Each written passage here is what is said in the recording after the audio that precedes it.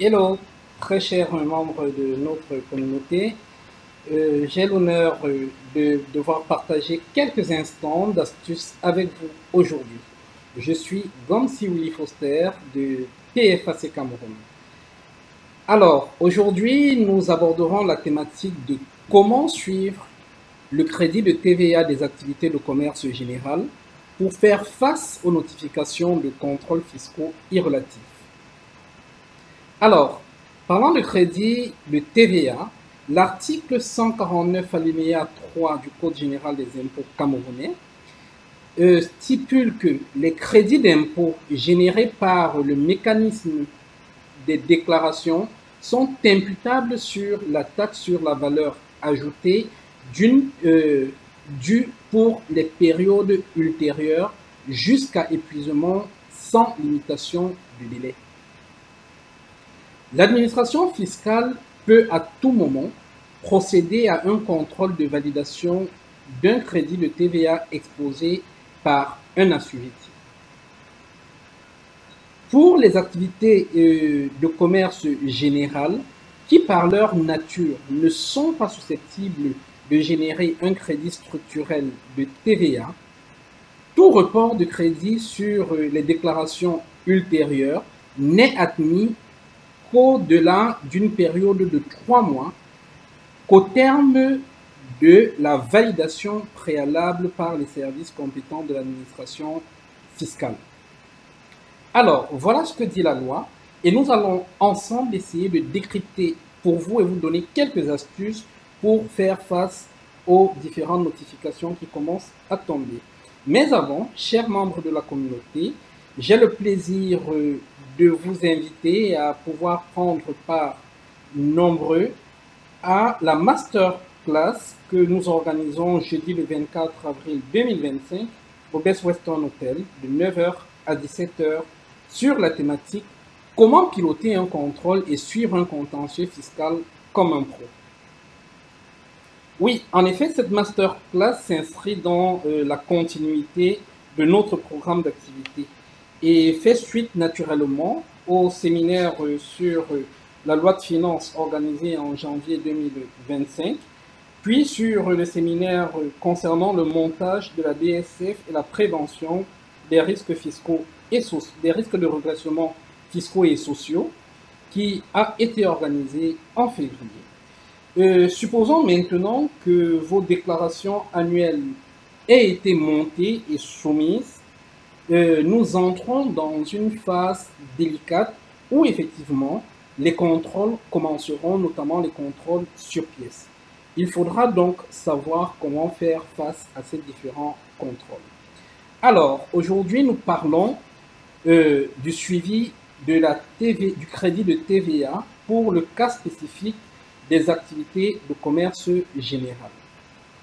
Rappelons avant de rentrer dans ce cas pratique que par principe, tel que l'indique l'article 149 du Code général des impôts à son alinéa 3, le crédit de TVA résultant de la non-imputation de la TVA déductible peut être reporté sans limitation de délai sur les déclarations futures. Ça, c'est le principe.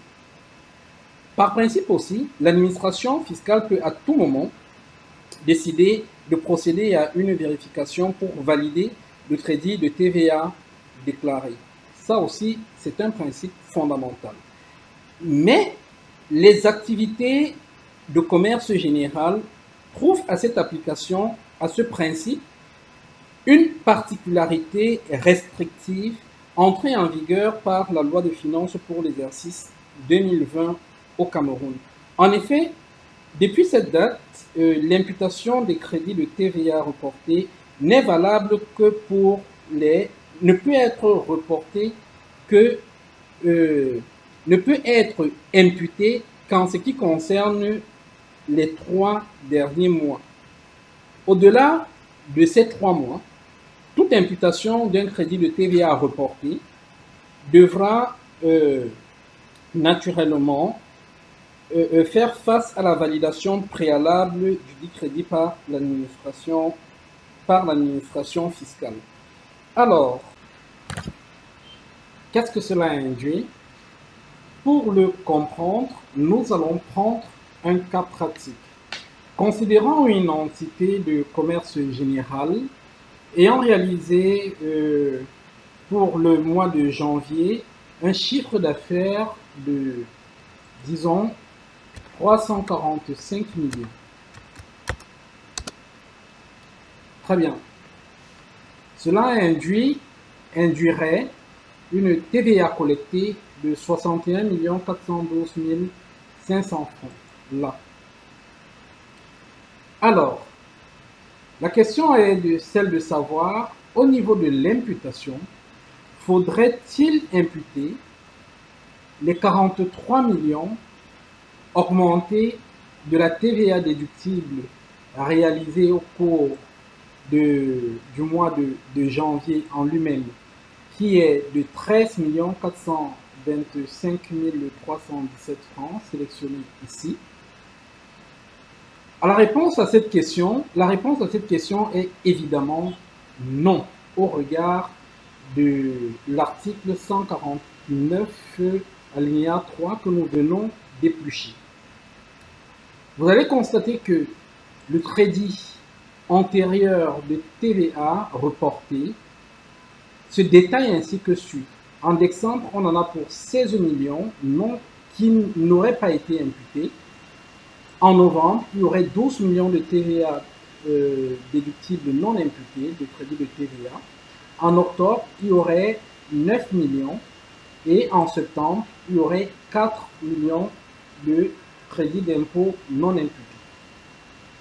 Vous convenez avec moi que la TVA, le crédit de TVA reporté des périodes antérieures est bien au-delà des 3 mois prescrits par la loi. Notez que dans un tableau de bord tel que celui-ci, et je vous recommande vivement de vous en inspirer pour bâtir un à votre niveau, vous permettra de suivre votre crédit de TVA pour les entités de commerce général. Dans ce tableau, on peut bien voir que la limite d'imputation est fixée à octobre pour la déclaration du mois de janvier. En effet, si on était au mois de février, vous verrez que la limite serait fixée en novembre. D'accord? Et effectivement, le détail serait de novembre, octobre, septembre, et en août, on n'a rien. C'est la déclaration du mois de janvier qui nous intéresse. Très bien. Donc, nous voyons très bien que le crédit de TVA reporté sur le mois de janvier est un crédit qui, en réalité, viole la prescription au titre de l'imputation des crédits de TVA pour les activités de commerce général. Donc, montant à imputer, ici, on n'imputera que seule la TVA de janvier, la TVA déductible de janvier générée au cours du mois en question. Donc, nous allons imputer ici, d'accord? Dans votre tableau de bord, vous devez suivre facture par facture, après avoir entré dans ce tableau que la TVA récupérable qui a déjà passé les vérifications de déductibilité. Donc, c'est la TVA déductible qui est entrée dans ce tableau. Voilà, nous avons donc là imputé toute la TVA de janvier, d'accord, qui s'élève donc évidemment à 13 425 317. Par conséquent, la TVA devant faire l'objet de validation sera simplement égale à la somme de la TVA, d'accord, de la TVA déductible reportée sur toute la période. Voilà, vous voyez que quand nous avons renseigné cette colonne, effectivement, le crédit à valider va s'élever à 43 228 43 301 288. C'est exactement l'ensemble du crédit qui avait été reporté. Donc, ici, ne commettez pas l'erreur d'essayer d'imputer le crédit antérieurement reporté. Non, ce crédit doit préalablement faire l'objet de validation en application de l'article 149 alinéa 3. Donc, ensuite, vous devez immédiatement émettre un courrier à l'administration fiscale pour demander la validation de votre crédit de TVA reporté depuis le mois de septembre. Ce n'est qu'à l'issue de cette validation que vous pourrez effectivement faire valoir au niveau des imputations de nouveau ce crédit de TVA. Donc, lors de la validation, naturellement, trois cas de figure peuvent se poser. Le premier cas, ce serait le cas où le crédit présenté en validation est totalement rejeté par l'administration fiscale. Dans ce cas, ce crédit sera perdu et si vous aviez, par extraordinaire, imputé une partie dans la TVA déductible, elle sera rappelée. Le deuxième cas de figure, ce sera le cas où la TVA, le crédit de TVA sera partiellement validé. D'accord? La partie non validée, naturellement, sera perdue. Et seule la partie validée fera donc l'objet d'imputation sur les déclarations futures. Le troisième cas de figure, évidemment, je parie que vous l'avez deviné, sera le cas où, après vérification, la TVA est totalement admise. Dans ce cas, dès la prochaine déclaration, celui du mois de février, vous pourrez effectivement recommencer à la faire valoir jusqu'à épuisement. Voilà donc ce qu'on pourrait se dire concernant le tableau de suivi du crédit de TVA pour les entités particulières évoluant dans le commerce général.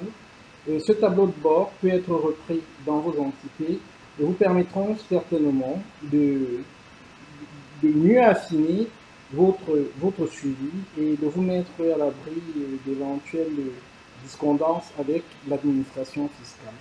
Si cette vidéo vous a intéressé, ne manquez pas de nous laisser un pouce bleu, de vous abonner et de nous laisser en commentaire ce que vous pensez d'elle. Si vous avez d'autres sujets à nous proposer pour débat ou des questions, ne manquez pas de nous les faire savoir dans les commentaires. Nous vous remercions infiniment de l'avoir suivi et nous rappelons la masterclass prévue pour avril 2025, jeudi le 24, où vous êtes tous invités. Au revoir.